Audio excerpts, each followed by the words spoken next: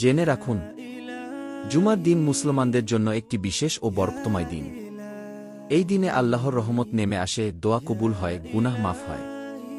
আর যদি কেউ এই পবিত্র জুমার দিনে মৃত্যুবরণ করে, তবে সে এক বিরাট সৌভাগ্যের অধিকারী। রাসূল সাল্লাল্লাহু আলাইহি ওয়াসাল্লাম ইরশাদ করেছেন, যে ব্যক্তি জুমার দিনে অথবা জুমার রাতে মারা যায়, আল্লাহ তাকে কবরের আযাব থেকে রক্ষা করেন।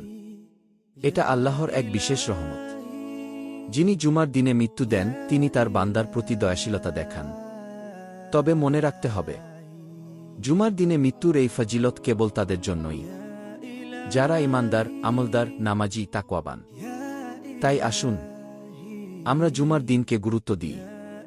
এই দিনে বেশি বেশি ইবাদত করি আর দোয়া করি, হে আল্লাহ, আমাদের ঈমানের সাথে জান্নাতের পথে মৃত্যু দান করো। আর যদি জুমার দিনে মৃত্যু আসে, তবে তা হোক রহমতের দরজা দিয়ে। আমিন। ভিডিওটি ভালো লাগলে লাইক, কমেন্ট, শেয়ার করতে ভুলবেন না।